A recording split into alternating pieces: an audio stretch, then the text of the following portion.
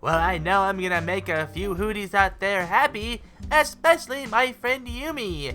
And one Blue X Beanlin, which I hope you're a fellow Hootie by now, but no pressure. Anyways, I decided that this would be a great time to talk about a show that was basically made for me to discuss, The Owl House.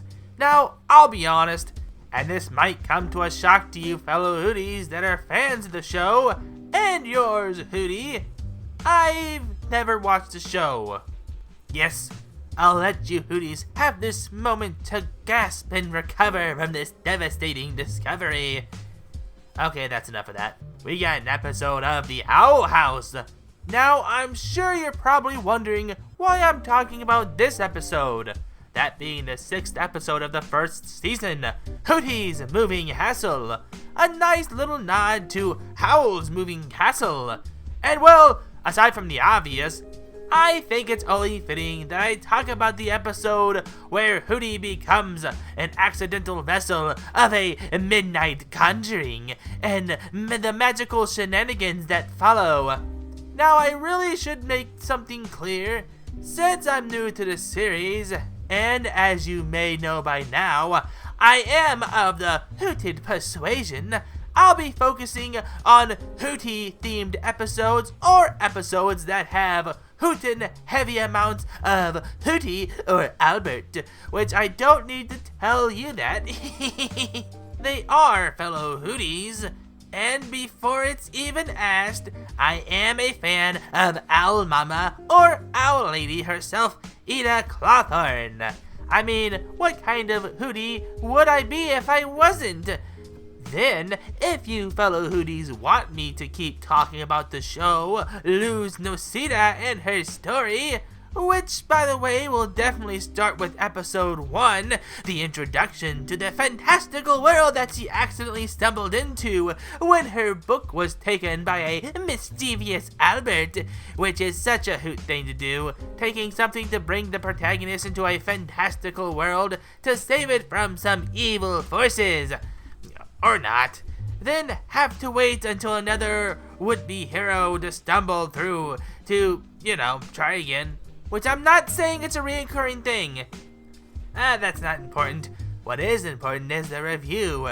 So let's dust off our magic books and swirl us up an incantation and get into The Owl House Season 1, Episode 6, Hooty's Moving Castle. We begin the episode with Owl Mama and Albert in the middle of a game of Hex's Hold'em, and it appears to be heating up.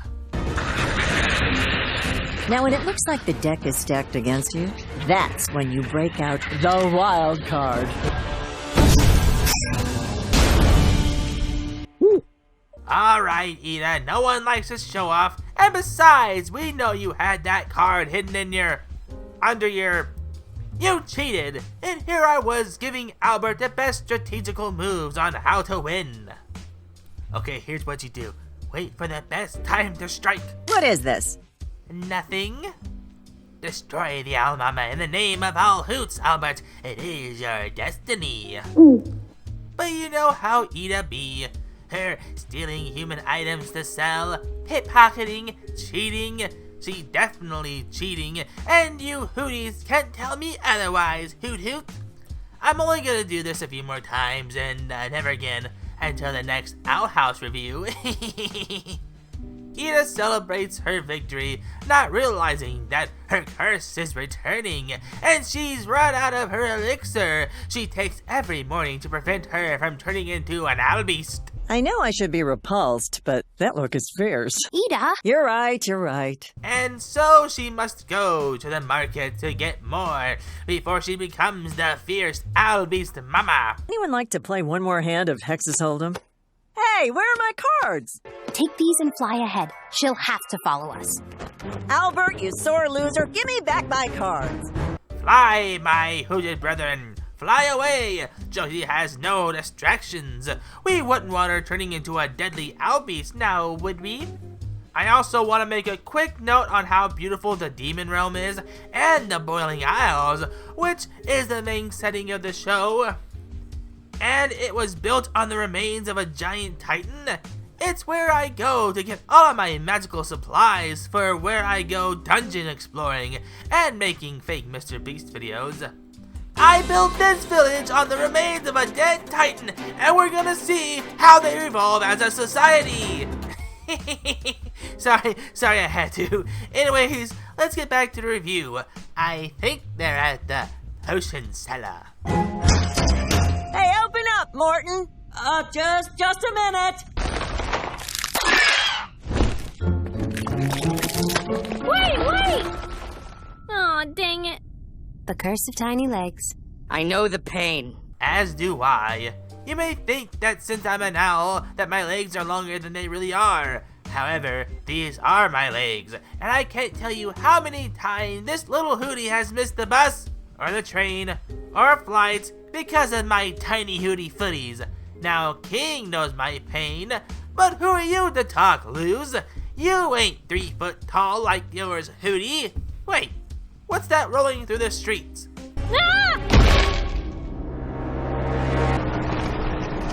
Whoa, that is one ominous parade.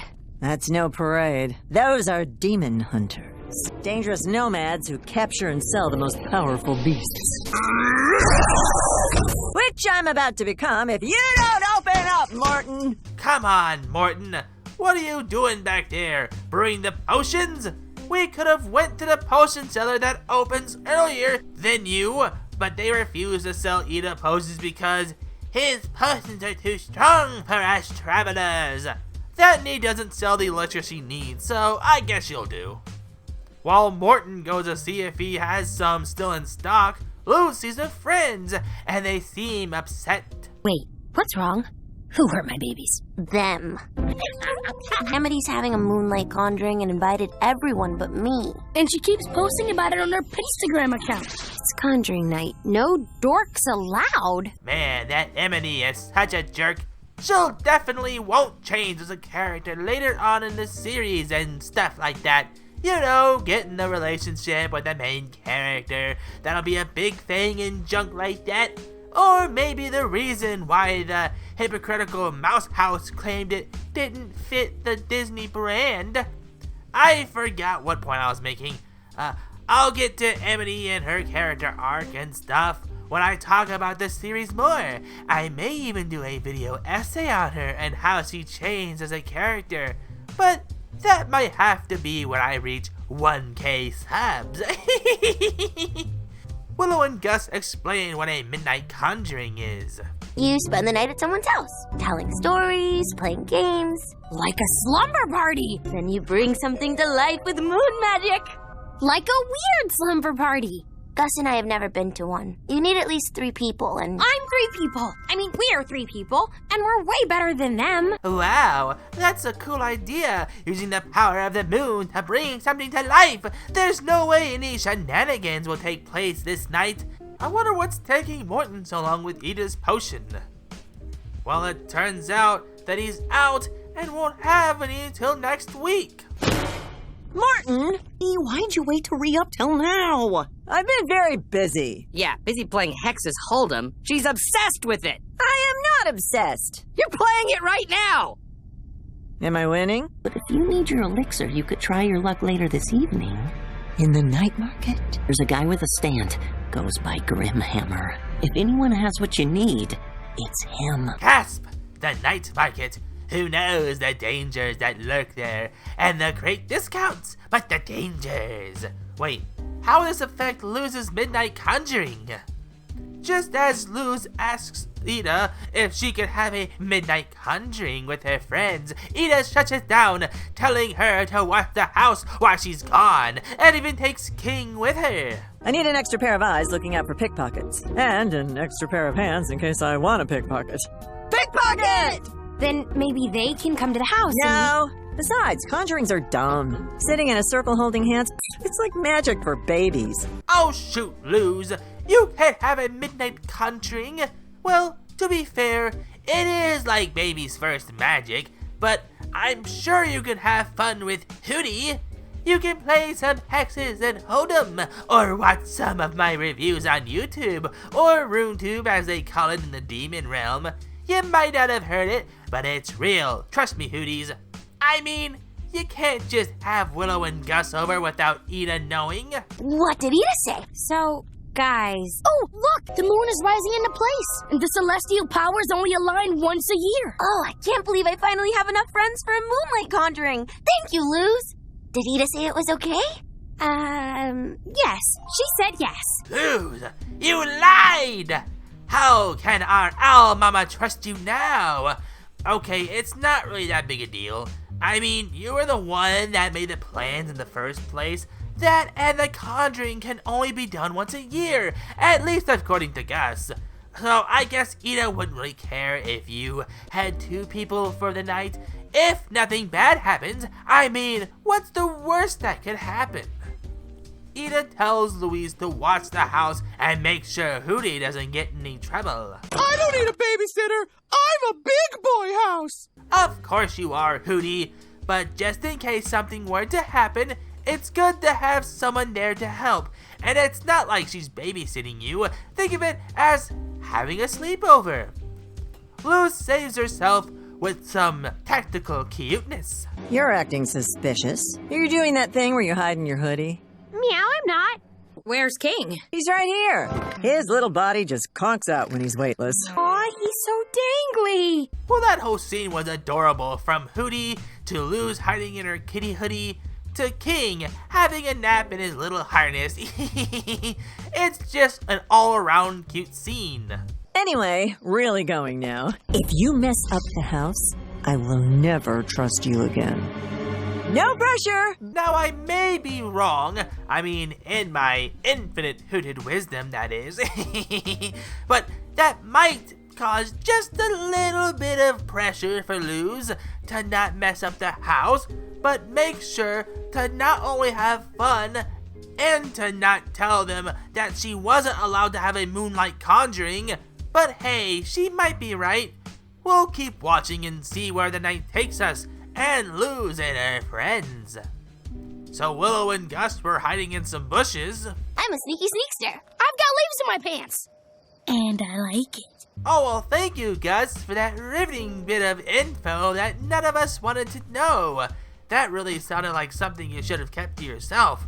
But hey, what do I know? I'm just a Hooty that keeps stuff to themselves, you know? Not just telling people stuff about myself that no one asked to know.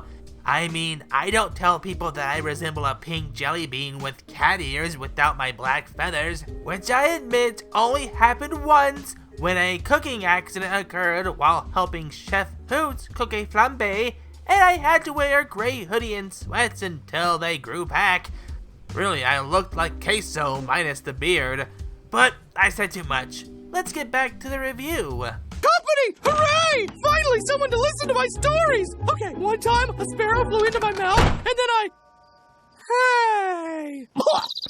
Don't worry, Hooty. I'll listen to your stories. You know I always stop by and have a cup of Hoots brew with you and Albert and talk about life and whatnot, but these kids want to just blow past poor Hooty. You know what? You don't deserve to listen to his amazing tales of hooting intrigue and whimsy. You just go in there and have your Moonlight Conjuring, whatever it is. Baby's first magic shot. I guess we should check in on Luz and her friends and see what they're up to. Someone's gotta be the hoot of reason here. So Luz gives Willow and Gus the rundown of the place. And look at all these human treasures! And actual humans! We've got snacks. We've got weird music. We've got a bucket! Yes, my man. And best of all, we have actual friends to do the conjuring with. This is so exciting! Well, that's nice you finally get to do the conjuring. The question now is what you should animate for your first Moonlight Conjuring. By the way, you may have noticed the counter of how many times I say Moonlight Conjuring. We'll see how many times I say by the end of the episode. And you can predict in the comments. Now that don't mean you can skip ahead, cause I'll know, Hooties. Oh, I'll know. Since it's our first time, we should pick something meaningful, something beautiful. Like this strangely buff little man? Yes! He's perfect! Well, ain't that lovely? You guys are about to do the Moonlight Conjuring. Okay, that was on purpose. And now you three will animate the buff boy. Let's see the magic in progress.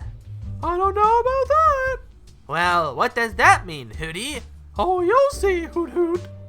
As the three do the conjuring, it seems that it doesn't go as planned. That's your cue, little man.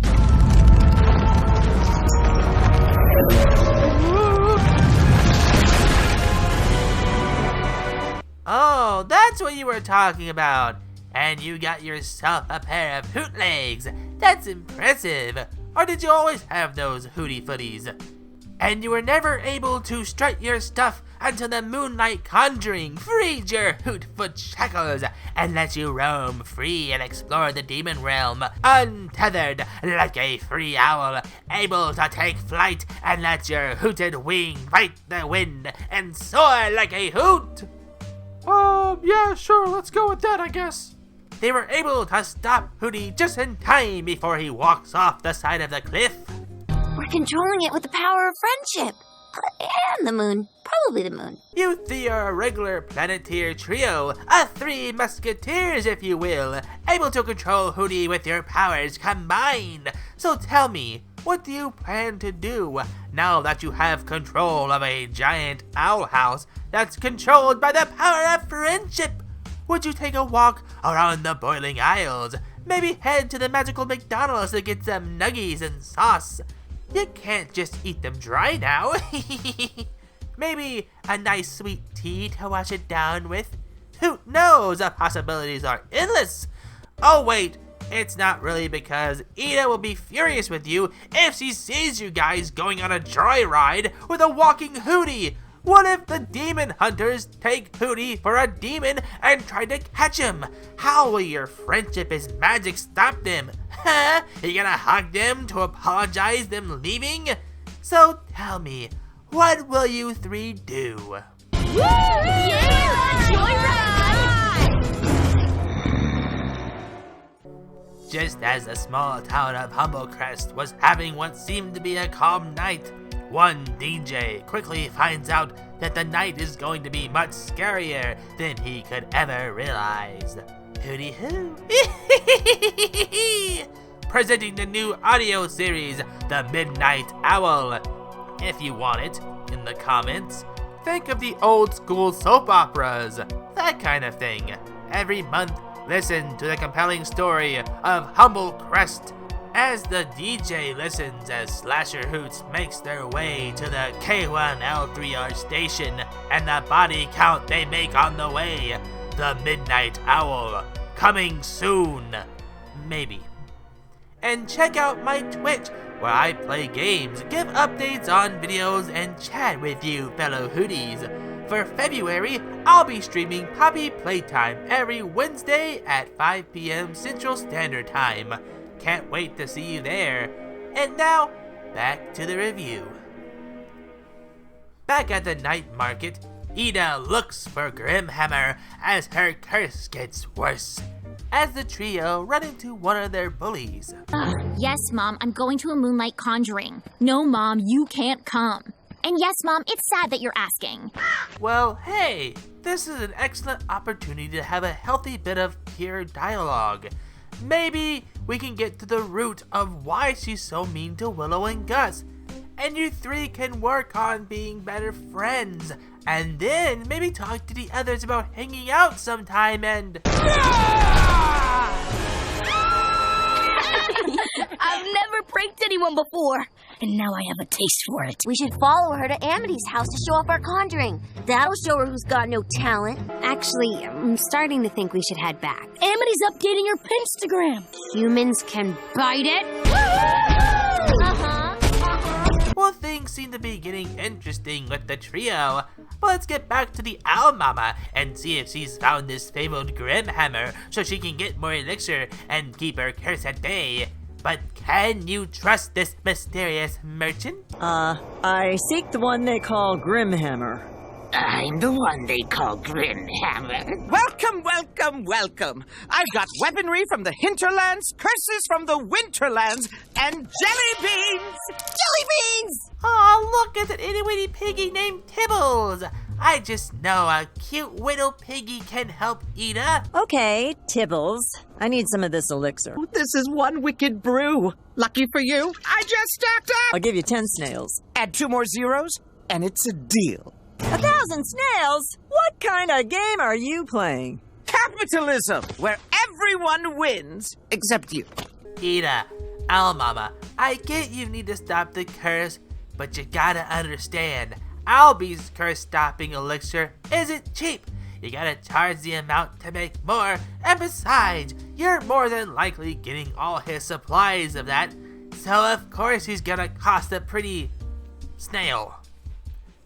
Well, luckily for Ida, Tibbles is a Hex's Hold'em enjoyer and makes a deal with him. I win, you give me the elixir. You win, you can take something of mine. Oh, what fun! You're on! Well, I sure hope that Ida's hubris won't be her downfall, and by that I mean she loses and loses something important. But let's take a break from this and go back to the trio and see how their little Moonlight Hooty House stroll is going. They trounce down the village as they reach Amity's mansion when the demon hunters catch them. Gasp! The demon hunters have mistaken Hooty for a demon! How will they get out of this mess? Well, they better act fast before they rip poor Hooties for food. Take the house and rip up the house demon. We can sell it to restaurants as exotic meat. No! Hooty would taste terrible.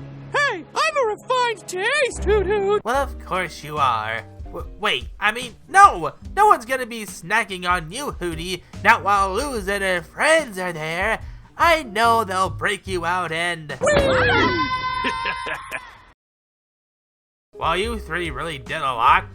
Okay, yes, I know they're tied up, but they could have gotten out with magic or friendship or something. Well, luckily for them, a branch caught them, and we get some lore drop from a widow. The truth is, she and I used to be friends. What? We played together as kids, but when she got her magical powers and I didn't, she stopped hanging out with me. Gasp! The plot thickens. They were once friends. My word. Anyways, Willow was able to grab the nearby vine as we cut back to Ida, as it seems that the game of Hex's Hold'em didn't turn out like she expected. You hustled me. Looks like you forgot about my wild card. And I choose the little bone boy. I can't perform magic. Oh no! She can't do magic, and he took King. How could things get worse? You don't think I know who you are? Ida, the owl lady. I wonder how much the Emperor's Coven would pay me to hand you over. Well, that's not good. Let's hope the trio is able to get themselves out of the pickle they're in at least. But how will they take care of the fiendish demon hunters? Yeah, they tried to fight back, and they nearly got me, but you know, I handled it. They were children, Tom. We may be children, but we're also witches. Powerful ones.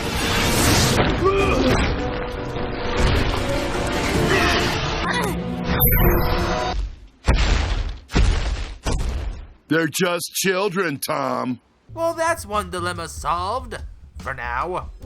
All that's left is Ida's little conundrum. I wonder how she plans on getting free and freeing King and getting the elixir she needs. She has a heart-to-heart with King about her no longer being obsessed with Texas Hold'em, and he easily gets out of his shackle when Tibbles shows back up to make him wear more embarrassing clothes. And nothing can stop me. Sorry, mister! Quick!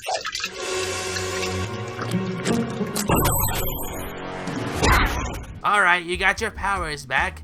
Now you can turn Tibbles into a nice crispy BLT with extra B for bacon. Yeah!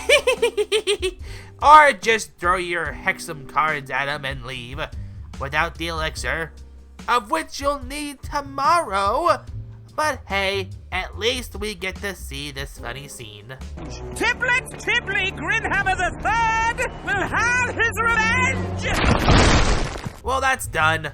Let's get back before Ida finds out that you three took Hooty on a crazy magic joyride. Well, she did kind of see the house. Wait, was that my house? But I'm sure you guys will be able to pull it off with the power of friendship or moonlight. Whichever, all that matters is we're finally able to head back and we can all get some well-deserved sleep.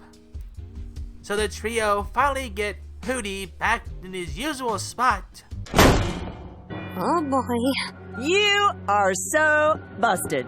Well, that was rather uncalled for. Slamming the door like that. Poor Hooty don't need you doing that. Just so you can scold Luz and her friends for causing this mess. Accident that may be, but still, be more considerate of my Hooty comrade. Of course, Willow and Gus do the, no, we did it, and blah blah blah, and Nita was like, well, you're cleaning my house, and I'm so joining you next year, now get to work. Well, okay, I knew she wasn't going to be too mad about it. I mean, it's Disney, and they did technically help them out, so yeah, they only had to clean the house after all that craziness. I'm just glad it's all done. This Hooty is tuckered out watching this episode. Hey, reviewing shows is tiring. But anyways, let's wrap up this review, shall we? We end the episode with the trio bummed that they didn't show up the Snooty Bullies and Amity. However, little do they know, their crazy joyride is trending on Instagram.